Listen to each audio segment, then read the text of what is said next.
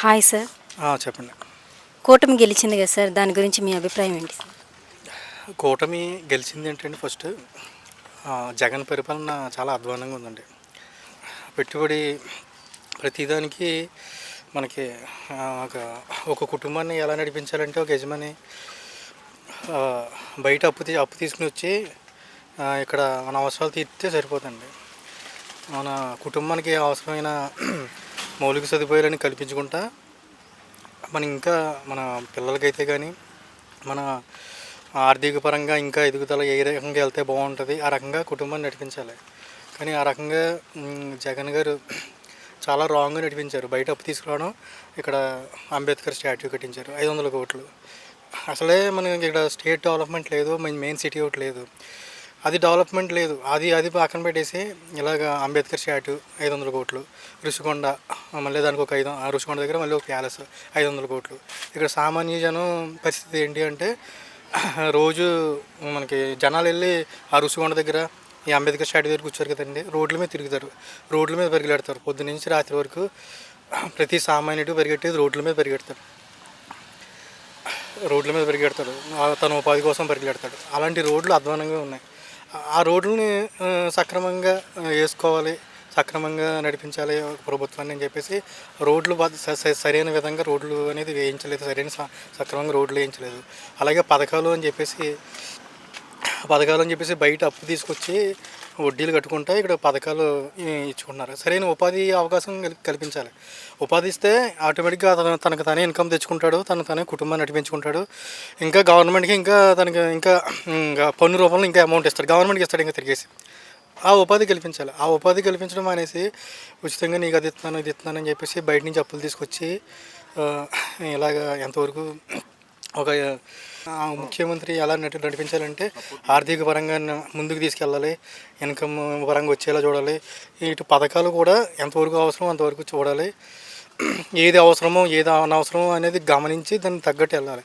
ఆ రకంగా వెళ్ళకపోవడం చాలా చాలా చాలా చాలా చాలా మైనస్ పాయింట్ అండి జగన్ ప్రభుత్వం, వైసీపీ ప్రభుత్వం. ఆ మైనస్సే వీళ్ళందరికీ పెద్ద ప్లస్ అయిపోయింది. ఫస్ట్ కూటమికి పెద్ద ప్లస్ అయిపోవడానికి మెయిన్ కారణం ఏంటంటే ఆ జగన్ చేసిన అతిపెద్ద మైనస్లే కూటమికి పెద్ద ప్లస్ పాయింట్. నారా లోకేష్ గారు రెడ్ బుక్ తయారు చేశారు కదా, దాన్ని మీరు చెప్పగలుగుతారా? రెడ్ బుక్ అంటే ఏముందండి, ప్రతి మంది ఎమ్మెల్యే అయితే కానీ, మినిస్టర్ అయితే కానీ, ఎంపీ అయితే కానీ సొసైటీ పరంగా ఏది చేయాలి అది చేయగలుగుతున్నారా లేదా, అది చేయకుండా తన ఇన్కమ్ ఏ రకంగా చూసుకుంటున్నారు.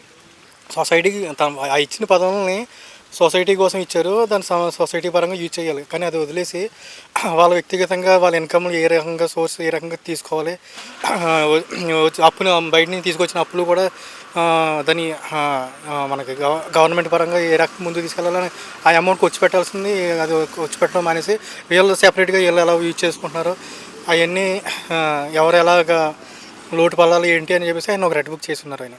అంతే. పవన్ కళ్యాణ్ డిప్యూటీ సీఎం అయ్యారు కదా, ఆ పరిపాలన ఎలా ఉండబోతుంది అనుకుంటున్నారు?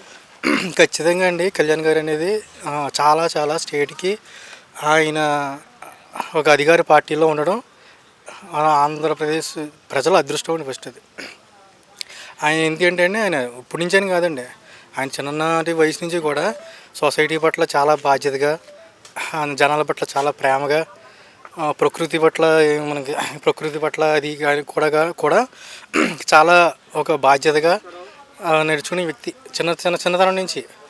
అలాంటి వ్యక్తి జనాలకి వచ్చి మనకి రాజకీయాల్లో రావడం ఫస్ట్ జనాల అదృష్టం. ఆ రాజకీయాల్లో వచ్చి జనాలు సక్రమంగా ఆయన ఎన్నుకోకపోవడం అలాంటివి కూడా జరిగినాయి. ఎన్నుకోకపోవడం, కనీసం ఆయన్ని కూడా గెలిపించుకోలేదు జనాలు. అయినా సరే ఆయన నిలబడడం జనాల అదృష్టం.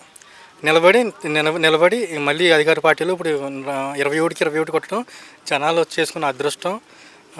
ఖచ్చితంగా ఆయన ఏది సామాజికంగా ఏది అవసరమో, ఎవరికి ఏం కావాలో, ప్రకృతికి ఏం కావాలో అవి ఎలా ప్రొవైడ్ చేయాలో, ఎలా ముందుకు తీసుకెళ్లాలో ప్రతిదీ ఒక అవగాహన ఉన్న వ్యక్తి అండి. ఆయన అధికార పార్టీలో ఉండి ఏది ఎలా చేయించుకోవాలో ఆయన ఖచ్చితంగా చేయించుకుంటాడు. ఒక జనసేన పార్టీని ఖచ్చితంగా ఒక మంచి స్టేజ్లో నిలబెడతాడు. ఆయన తరపున పార్టీలో ఉన్న వాళ్ళు నాయకులు వాళ్ళు కూడా చాలా అదృష్టవంతులు. ఎందుకంటే ఒక సరైన నాయకత్వంలో ఆయన ఉండడం వాళ్ళ అదృష్టం, జనాల అదృష్టం అంతే. Thank you sir. Okay thanks అండి ధన్యవాదాలు.